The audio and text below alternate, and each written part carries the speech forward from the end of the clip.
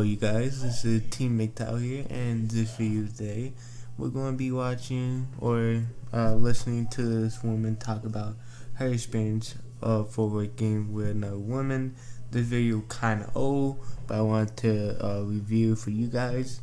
But before the video starts, my Patreon, PayPal, and Twitter down below. You guys want to check that out. Anything does help in the long run, but without further ado, let's get into the video. ABC News Now. Good to know. We're going to look at bullying in the workplace.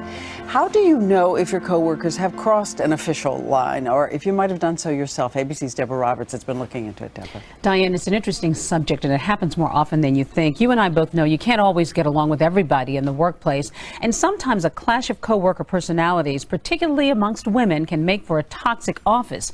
It's a situation that can be costly, both emotionally and financially, for all parties involved. No one dares stand up to Miranda Priestley in The Devil Wears Prada. She's a hotshot magazine exec who thrives on bullying her employees. I don't understand why it's so difficult to confirm an appointment. No, I'm so sorry, Miranda. I actually did confirm last Details night. of your incompetence do not interest me. It may be comical on the screen, but Joan Fry, who says she endured nearly 2 years of real-life bullying at the hands of her female boss, says it's no laughing matter. Just 4 months into her job, Joan knew there was trouble. My question in all of this is, why was she looking for a new job while she was working there? She was being bullied for 2 years and maybe a little bit longer. If that were me in that situation, I'd be looking for a new job. Not just me. She had me come into her office for my 90-day review. And she started, we don't click. What are we going to do? What are you going to do about it? Not what we were going to do, but what are you going to do about it? Her life was soon miserable. Joan says her boss undermined her in front of employees, isolated her from senior management, gave her impossible deadlines, and humiliated her. Every day, Joan dreaded going to work. One day she would be nice. The next day she would attack. Or she would glare at me. She would make noises like that sort of thing. If I was talking to somebody, she would walk between us and turn her back on me. After complaining to human resources and senior management, Joan was transferred to another department.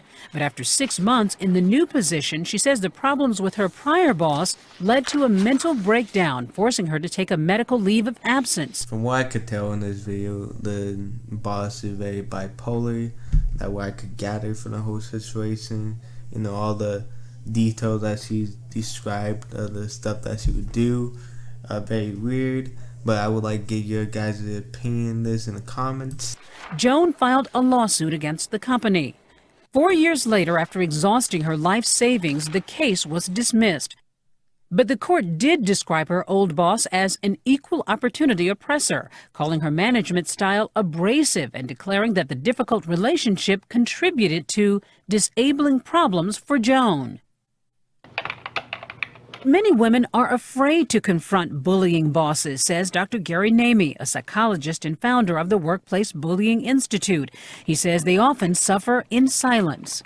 You should not have to risk clinical depression, debilitating anxiety, or, and as 30% of women experience, post-traumatic stress disorder. According to a recent study, an estimated 54 million people say they've been bullied at work, and more than 70% of the time, it's women bullying other women.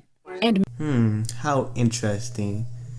You know, this is very true. Women do bully other women. We see it in schools, workplaces, anywhere you look, we see that happening. And this is just one good example of that. many never think twice about it. The Growth Leadership Center in California counsels women who had no idea that their tough office demeanor amounted to aggression. I actually made someone cry, but I kind of went over the edge.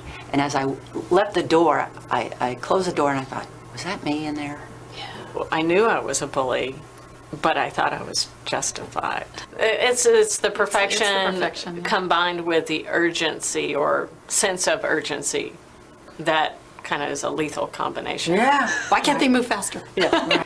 how come they didn't figure out that on their own? Yeah. It's like, Or the oh, it's tone. really obvious. Or the tone you give them, they misread your tone. What have you learned? I think, like, you never say, that is stupid. You pause and you think and you say something like, well, that is a very interesting idea. You know, let's talk about it further. These women now recognize how their negative behavior affects others and are trying to make changes in their management style. But those who've been bullied, like Joan Fry, say the debilitating effects of a hostile work environment may last forever. As it was, it caused damage to my family. It caused damage to my reputation. It caused damage to us significantly financially. I feel like it was probably the worst thing that has ever happened to me in my entire life. That's going to be a video today, you guys. I'm just going to say a few words before I close it off. First off, during the end of the video, you saw how the women or bosses were laughing, saying, oh, we didn't know that this could affect them so much.